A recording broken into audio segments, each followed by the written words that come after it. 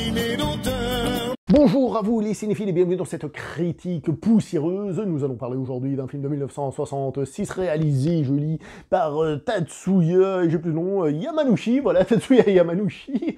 Un film qui est produit par le studio Toei et qui se rapproche un petit peu du Keijo-Iga, mais absolument pas non plus. On va aller par étapes. Donc, je vous ai déjà parlé du film Daimajin, hein, vous trouverez peut-être le lien là-haut si je n'oublie pas de le mettre. Daimajin, qui était un mélange donc entre le Jidaigeki, donc le film en costume japonais, et les films de monstres géants, le Keijo-Iga, Godzilla et compagnie, vous connaissez forcément, surtout de nos jours, personne ne connaît pas. Enfin bref, tout le monde connaît. Hein. Donc, Daimajin, c'était un drame historique et tout, et à la fin, le monstre arrivait, bien que tout était centré sur le monstre, hein, le monstre arrivait, d'ailleurs, magnifique, enfin bref, fallait voir ma vidéo. Mais en tout cas, ça a inspiré la Toei, qui ne faisait pas de kaiju à l'époque, hein, ils n'ont pas fait de film de kaiju, mais là, il y a un petit zeste de film de kaiju. Je dois cependant vous prévenir, si vous attendez un film de kaiju, vous allez tirer la gueule. Vous allez tirer la gueule, parce que là, non seulement il n'arrive vraiment qu'à la toute fin, et c'est plus un ressort, une espèce de super pouvoir des personnages d'invoquer des monstres géants pour qu'ils se tapent dessus.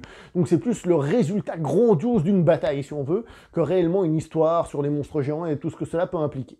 Parce que le film, c'est quoi? Alors, on connaît tous le Shambara, le film de sabre japonais, très sérieux, je pense à des films comme Sword of Doom, Goyokin et tout ça, qui sont des chefs-d'œuvre, qui sont les films qui ont inspiré évidemment un certain Sergio Leone pour le western italien, donc ce côté lent, on se regarde pendant 10 ans et pam, le coup décisif d'épée, etc., etc. Mais au Japon, eh ben, on ne fait pas que des films longs et lents, on peut aussi faire des films plus fun et plus divertissants. Et bien celui-ci, c'est plus un film de divertissement qui va plus dans ce sens-là. Scénaristiquement, le film est légèrement inspiré de Star Wars, enfin on sent l'influence Star Wars, mais elle est assez cachée pour pas que ça nous saute aux yeux, hein, je vous explique vite fait. On suit un petit jeune qui est issu d'une école, on va dire, d'arts martiaux particulières, qui ont justement quelques pouvoirs, et qui va se battre contre un grand méchant, et le grand méchant a un bras droit qui lui est sorti de la même école que lui, entraîné par le même maître, et qui est un petit peu plus fort que lui. Donc vous voyez, l'école, les Jedi, les pouvoirs, etc. On est un petit peu liés là-dedans, on a un petit peu le même genre de truc, mais c'est pas trop gros pour être agressif, donc ça va, on le remarque quand on y prête attention, mais c'est pas chiant du tout. Le film en lui-même est donc beaucoup plus axé sur le divertissement et les scènes d'action un peu plus dynamiques, ainsi que, évidemment, des effets spéciaux et des super pouvoirs. Et je vais pas vous mentir, hein, vous pouvez demander à la personne avec qui j'ai regardé le film, à un moment donné, j'ai lâché un cri de plaisir pendant le film. Il y a une scène magnifique. En plus, elle est au début du film, une tête coupée, comme ça.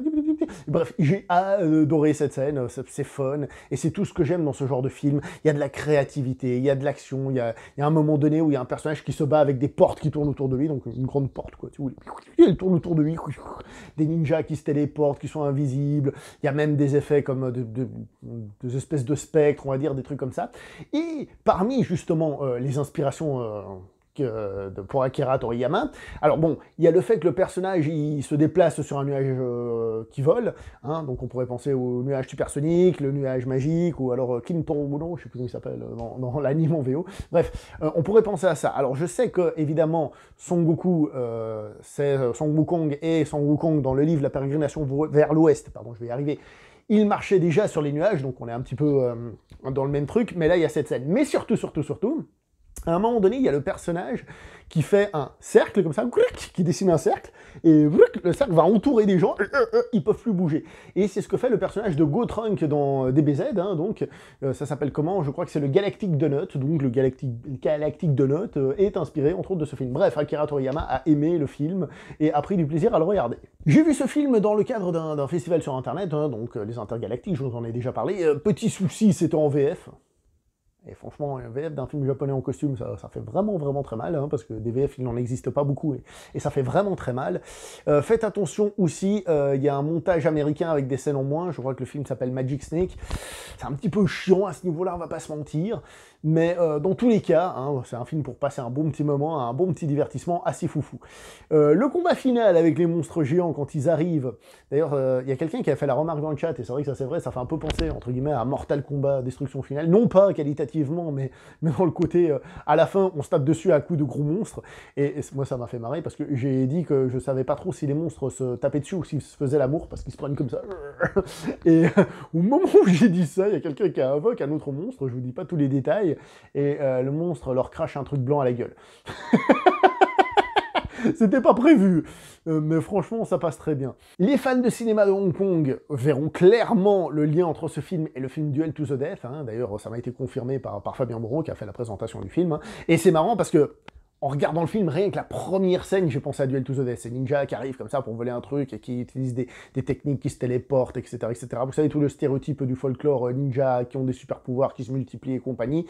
Donc voilà, je suis pas le seul à y avoir pensé, sauf que le film a été fait avant, hein, celui-ci, hein, donc les monstres de l'apocalypse, je sais même pas si j'ai dit le titre avant.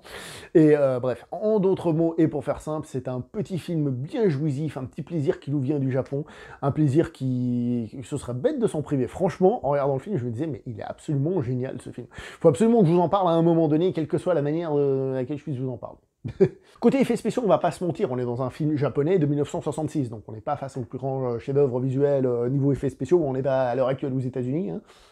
Mais je trouve que ce côté un petit peu kitsch qui peut en ressortir quand il fait le cercle, etc., etc., donne aussi du charme à ce film, parce que justement, bah, c'est là qu'on voit que c'est un film qui part un peu dans tous les sens, mais dans tous les sens contrôlés. C'est-à-dire, c'est fait de briques et de broc, mais on le fait, on a cette créativité. Moi, j'adore ça quand les gens ont de la créativité, quand ils font des films, et c'est exactement ce qu'on a là. Croyez-moi, vous ne serez pas déçus. Bref, je pense que vous avez compris. Si vous aimez les films d'action, avec des idées un peu foufou, justement, qui sortent de l'ordinaire, du cadre classique, et qui tapent dessus. Il faut regarder ce film. Si vous aimez aussi que dans cette folie, bah, il y ait carrément des monstres géants qui s'invitent à la fête, il faut regarder ce film. C'est un des rares films de la Toei à proposer des monstres géants. Il faut regarder ce film. La Toei étant plutôt évidemment spécialisée à la télévision, hein, avec tout ce qui est Super Sentai et compagnie, hein, tout ça on le sait. Mais au cinéma, c'est une des rares fois, donc il faut regarder aussi. On peut aussi voir ça avec le plaisir de voir l'influence de Star Wars sur le folklore japonais. On le retrouve aussi ici, on le retrouve dans plein de séries de télévisuelles de science-fiction, tokusatsu, justement comme les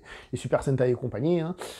Son Kukai, par exemple, c'est pas un Super Sentai, je sais, mais vous comprenez l'idée. Ou alors, si vous voulez, comment ça s'appelle déjà? J'ai envie de dire Daimajin, mais c'est pas Daimajin.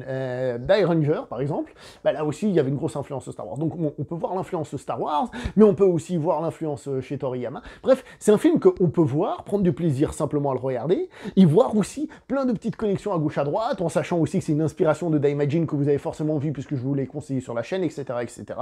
Regardez ce film, franchement, vous allez passer un bon petit moment, je vous le garantis. Et si vous n'êtes pas content après avoir vu le film, bah vous savez quoi? Je vous rembourse pas parce que j'ai pas les moyens. Mais vous passerez un bon moment. Je vais m'arrêter là pour cette vidéo. N'oubliez pas le like, le partage, l'abonnement. On se voit prochainement pour une prochaine vidéo. Portez-vous bien et ciao tout le monde.